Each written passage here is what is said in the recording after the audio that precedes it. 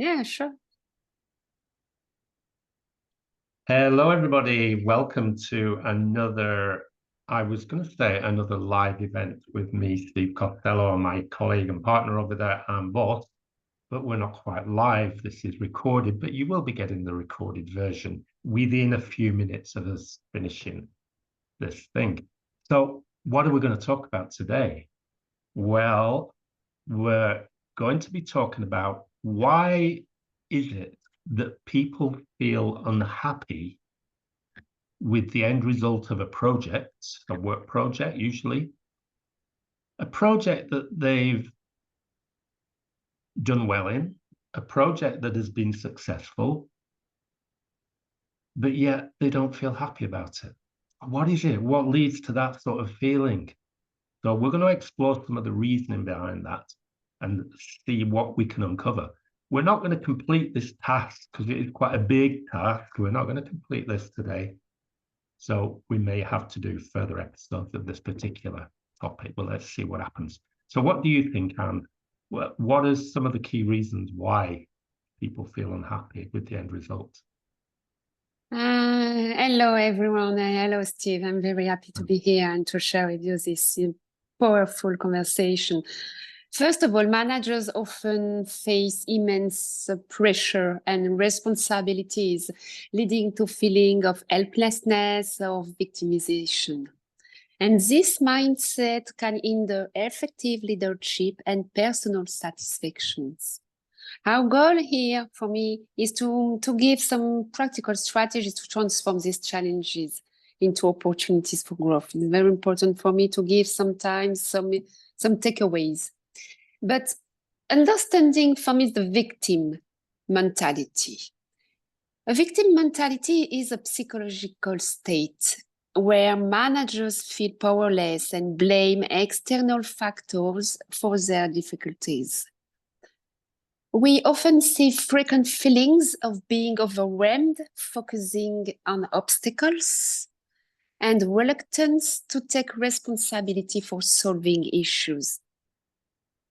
And it brings an impact on the leadership, and it decreased effectiveness. A victim mentality can lead to poor decision-making and a reactive approach to challenges. And it often results also in micromanagement or inconsistent leadership, which can erode trust and collaboration within the team. So I think that when we understanding and we accept the victim mentality, because it's not just focus on the point that a person is a victim, but it's a feeling, the manager has the feeling to not be enough, to not to have the result that he hopes. So I think that we have to change the perspective, change the mindset, and how you can perceive as a manager what we can do to change the process in your head, in your mindset. So Steve, I have a question for you. In your experience, because I think that your expertise is very important right here. In your experience, what are the common triggers that lead managers to feel like victims in the workplace? And how can we help them recognize and address these triggers effectively? Any triggers? I'm just one. I just asked myself a question. Immediately you asked that question, and the question was, I wonder how many triggers there are. But, which I'm not going to try and answer that right now, but I'm going to go away and think about it because I think it might reveal some interesting thoughts. But the triggers, there are so many triggers that vary from one person to the next, and the triggers are based on all kinds of things: our work experience, our life experience, our experience as children. There are all sorts of contributions to the things that you've just been talking about for the last couple of minutes. And So let's just think for a minute about the idea of self-worth. I'm worth something. I'm worth something. I feel that I am worth something. I'm worth something because I'm a human being. I care about people. I love my work. I love my life and my family, blah, blah, blah. But my feelings of self-worth are quite high. And that's a good thing. There's nothing wrong with that. It's almost like blowing my own trumpet. People say you shouldn't blow your own trumpet, but I think that's rubbish. You should. And too often we don't do that. Therefore, we end up in this kind of victim mentality state sometimes because we're too busy trying to make somebody else happy. We're too busy trying to show the boss how good we are. We're too busy trying to show how we can complete a project and get great results. But we still somehow drop back into this kind of victim mentality state. So what puts us back there? That's a question that's got to be answered. We've got to look for ways of challenging it within each individual. As I said, we're all different. We're not all going to have the same reasons for feeling this state of victim mentality. So here's a little exercise. It's a simple exercise, and it involves a piece of paper. No, not a computer screen. No, not a phone, a piece of paper and a pen or a pencil. And write down what comes to mind when you think about victim mentality. Don't judge it. Don't compare it to anything else. Just write it down. Just write down what comes up. And when you're done with that, you'll end up with a list of, it doesn't matter how long it is, you'll end up with a list. When you're done, look at that list and be really honest. How many of these things fit me? And what that gives us is a start. It gives us a place to start from. It's not a place to panic from. It's not a place to have a breakdown from, like, oh my goodness, look at all these things I've seen. That's not going to be helpful. So everybody try that. It's very, very beneficial. It's a very powerful exercise. But do share your results. Share your results in the groups. Share your results in the comments to this video. Share your results with direct messages to Anne or myself. If you share direct messages, we're not going to go public. They are confidential. So think about it in those ways. One of the things that leads to this victim mentality as well is when we start to compare ourselves to other people. There may be people that we respect. There may be people that we think are absolutely wonderful.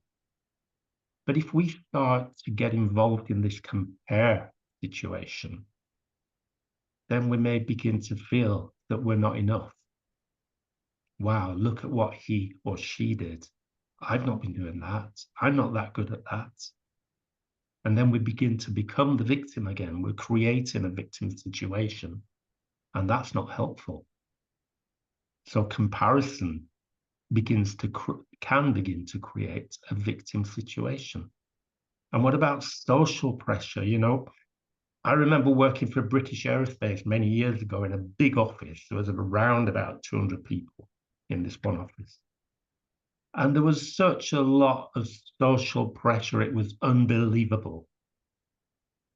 There was a lot of backstabbing. There was a lot of, look how good I am. There was all kinds of things. And it would have been very easy to say, oh, I don't measure up to all this, and become the victim once more. So we have to be very wary. So what we need to do is look for ways that work for us. So maybe, Anne, what we should be doing right now is we can talk theory all day long. That's what we're experienced in. That's what we're qualified to do, but we're also very qualified to look at what we can do about these things. So what can we do? What do you think? I think that it's very important to return to our last video and talk about authenticity, because all is about authenticity. If a leader, a manager can accept their authenticity, they bring awareness, they bring authenticity around them, and they bring in the leadership the trust on themselves, and it brings better communication. But when we talk about authenticity, a lot of people lose. We lose a lot of people because we talk a lot about authenticity. I want to talk about the gap between what manager wants, the expectation on their work, on their team, and the reality. Because manager might enter their roles with high expectations of control and support. And all of that can conflict with the practical challenges they face. So it's a first part. If a manager can accept a role step by step and sometimes lower expectations and see how it will happen, and step by step, better than put some high expectations and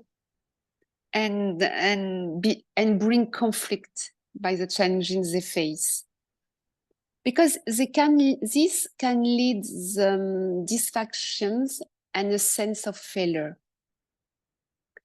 The difficulty for me, what I observed in my past in a big company, it's the delegation. It's a lack of delegation. And the difficulty in delegating often stems from a lack of trust in a team, a lack of trust on capabilities, or fear of losing control. And managers often take control of take control of the situations in the group, in the situation. And that's the reason why it brings people feel that they don't trust them, so they don't give the better of themselves.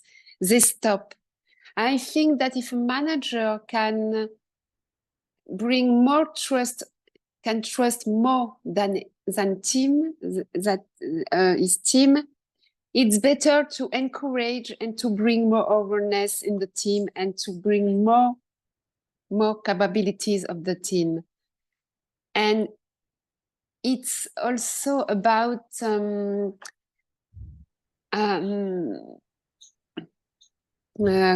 can I say that? When we talk about burnout, it's without effective delegation for me. Managers can become overwhelmed and burned out as well. So it's a reason it's very important for manager to delegate and to learn to delegate and to trust their personnel. So how you can bring that? I think that it's important to bring the awareness about the vision.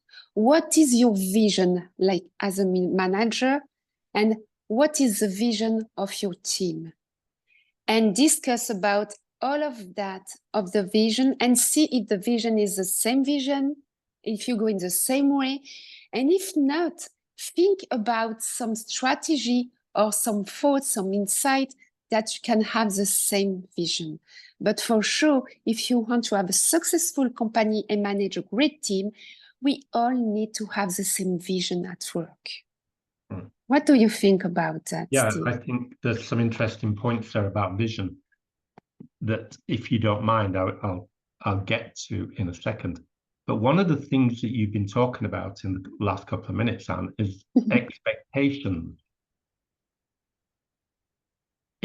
And you said something on the lines of, if the manager's expectations are very high, it makes it difficult for the workers below the manager to meet those expectations. Or if maybe difficult is the wrong word, but it certainly makes it challenging to meet that manager's expectations. So what I encourage of all managers is to examine what your expectations are of you. Not the people who work in your team, work for you, or whatever it may be.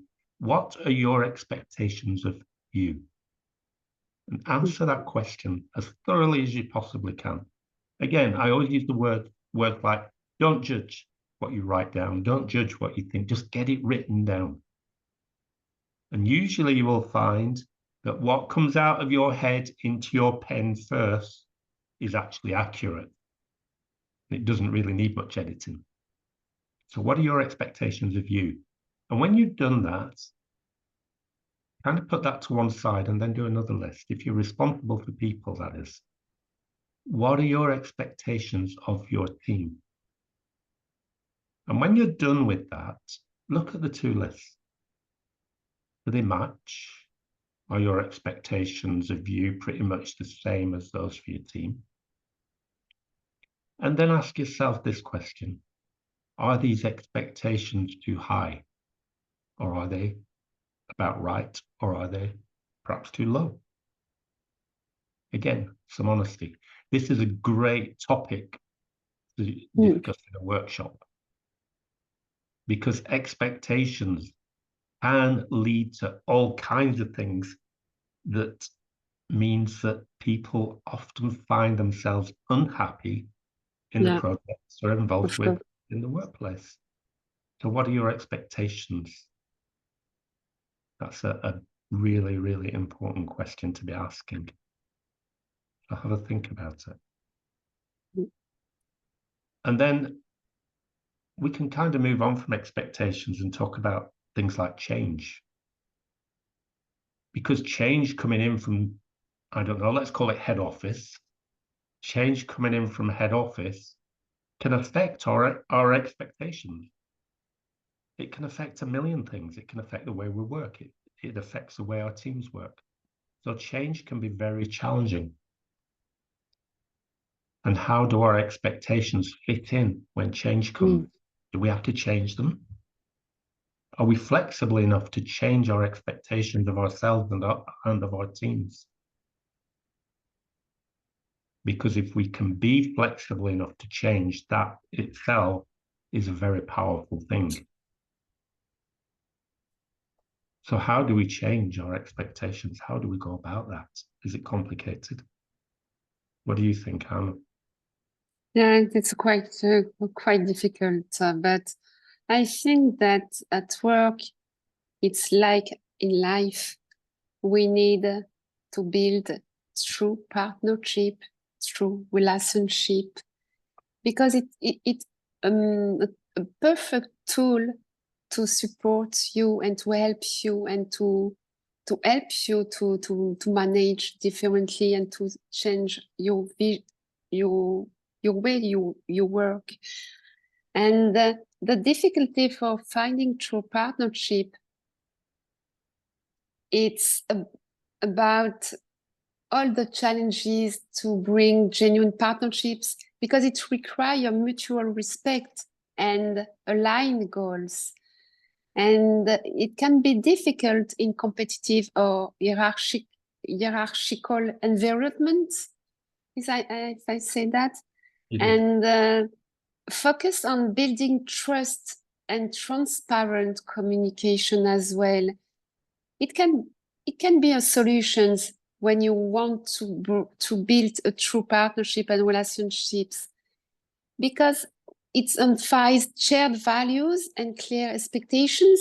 As we say, if you share your value, if you share your vision, you build something in trust and transparent in your communication. And a true partnership, when you have the true partner, you have the same vision, the same goal, you know how you can work together, how you can bring the things more easier. And life seems to be more simple by this way. It's a reality that it's not in one step. It takes time to find the true partnership, but everything starts with ourselves. So it's a reason why with Steve, we return, bring awareness about authenticity and about ourselves, because inside us, we have the power to bring this powerful true partnership. And we find out the solution out there, but it's inside you. And when we talk about true partnership or relationship at work, we often have a negative perception. The manager's feelings often view work as a stress source and leading to disengagement. And why you have this negative perception? You don't have to feeling victims, because if you love what you do, you don't stress about your work. You see that like an opportunity, a positive things. So think about that things. I think that it's a good point, and we have we can bring a lot of insight on this topic, partnerships and relationship. And I encourage viewing work as a growth opportunity, and align your work activities with your personal values for greater fulfillment. For me, it's shifting the perspective for your relationships at work. Perfect. Well, I think perspectives, again, it's another very big topic. But simply put, if people can understand the manager's perspective, if they can understand the manager's values and the manager's goals, then it's going to be easier to move forward and achieve whatever it is we set out to achieve. If people don't understand, if people are not enabled to understand, then it's going to be far more difficult to achieve the goal successfully. But it's all about, as Anne said earlier, it's all about transparency. Transparency is very, very important. It matters. So it's clear from what we've talked about today that there are a lot of issues that need to be considered when we're talking about people who feel unhappy with the end result, whatever the end result happens to be. And quite interestingly, I think quite often if you were to do a survey of the end results of a particular project, you would have some people who would say, yeah, great, good job. Other people would say, well, it's okay. And a couple would maybe say, no, not good enough. So we've all got these different perspectives, but we need to try to align the perspective. We need to remember that we're human beings, not human doings. We're not machines. But we do need to try and align our perspectives for a better journey. Okay. And perfection doesn't exist also. You cannot be perfect. What is perfection anyway? Yeah, absolutely. It doesn't exist. But yet, people who feel as though they're perfectionists, and I can think of a couple of people I know quite well who are very perfectionist-minded, they often don't feel satisfied.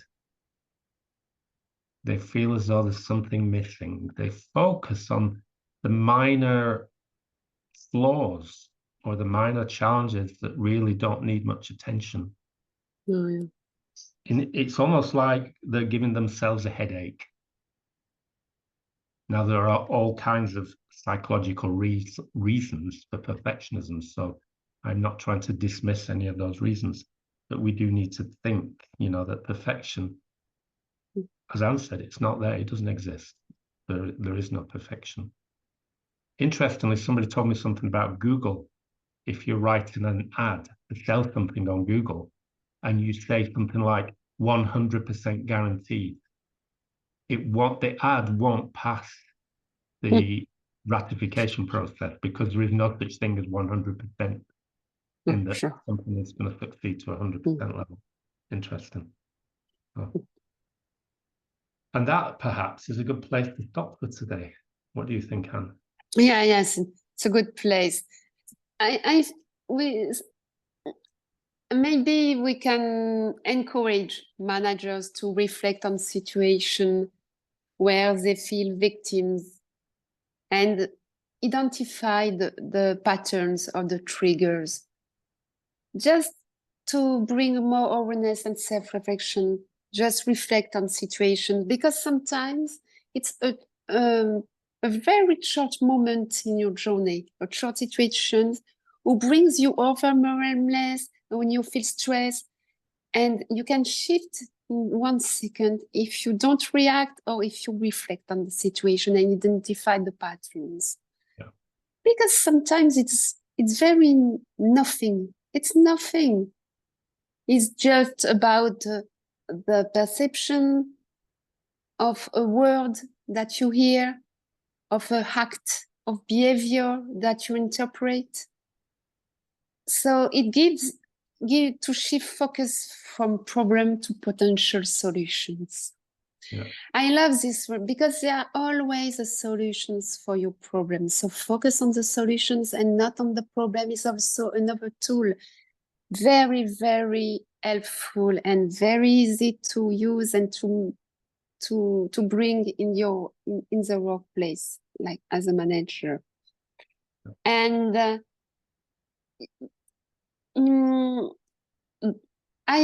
you can develop also an effective delegation skills to empower the team members and reduce the managerial burden, you know, because sometimes you have too many things to do. But if you delegate skills, your team is very happy to do the work, and it's more simple for you to focus your work on your work and not on all the work on the company. Because sometimes the manager wants to control everything. But if you control everything, if you look at everything in your company, you are not really focused on your work that you have to find. And you are not productive, less productive. Yeah. And also, an empowerment strategy more, it's to build resilience. You can offer tools for building resilience, such stress management techniques, goal setting, fostering a growth mindset. You can call a coach to support you and to give you the tools to manage better your team, to have management techniques, goal setting, fostering a growth mindset. Because a growth mindset, I know because I write a lot of articles about the growth mindset because I work on that. And I say that you can see in a company, in a team, you have a growth mindset and the other, a life mindset.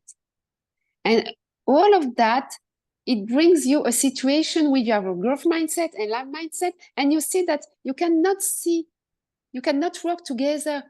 You cannot see the same vision. You cannot have the same goal because you don't have the same mindset. So first of all, work on the mindset. I have a powerful test on the growth mindset. It's very useful in leadership because with this simple exercise that I give in the last company, when I use it, I see that the manager delegate most of the work to one person in the team, and the person not take the place for the manager, but be the second of the manager. Just because you see that they have the same vision and they have to bring the growth mindset together. So it's sometimes just a quick shift that we can use, and it's very helpful to be supported by a coach. And all business leaders, managers have a coach. And Steve, you will agree with me, we all need to have support and to have guidance in our work. Because lonely, we feel loneliness, we feel overwhelmed, we feel stressed, burned, etc. And sometimes it's just one powerful question to ask, and it changes everything. Absolutely. Excellent. That is a great place to stop. One powerful question. That's all it takes sometimes. Amazing. Okay. So we will be back very soon. I won't be here next week. Whether Anne will be or not, you'll have to wait and find out. And we'll see you again really soon. Remember, if you've got a question or a comment, leave comments by all means under the video. But if you've got something that you would rather keep to yourself, no problem. Send us a question by direct messaging or by email, and you will get a direct response, and it won't be shared with anybody outside of whoever you send it to and yourself. Okay. Take care, everybody. Speak to you again really soon. Take care. Bye bye.